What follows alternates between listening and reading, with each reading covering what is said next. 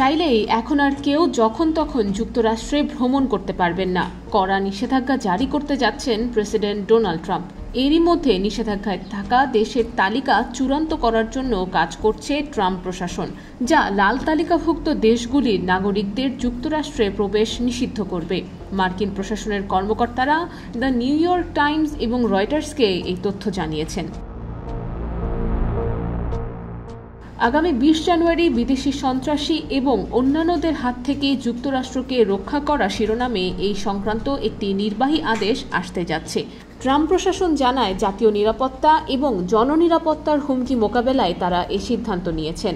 তাদের দাবি, এই আদেশ মার্কিন নাগরিকদের সন্ত্রাসী হামলা, জাতীয় নিরাপত্তা, ঘৃণ্য মতাদর্শকে সমর্থন, অভিবাসন আইনকে অবৈধভাবে ব্যবহার করার ইচ্ছা পোষণকারীদের হাত থেকে রক্ষা করবে।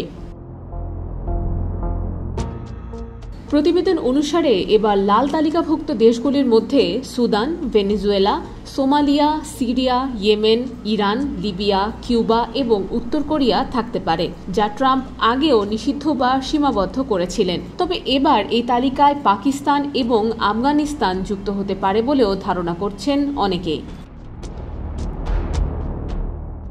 এদিকে কমলা তালিকা হিসেবে চিহ্নিত দেশগুলিতে সীমিত তবে সম্পূর্ণ নিষিদ্ধ নয় এমন প্রবেশাধিকার থাকবে, আর হলুদ দেশগুলিতে নিষেধাজ্ঞার মুখোমুখি হওয়ার আগে অনুমতি প্রার্থীর আবেদনে কোনো কমতি থাকলে তা পূরণ করার জন্য 60 দিন সময় থাকবে।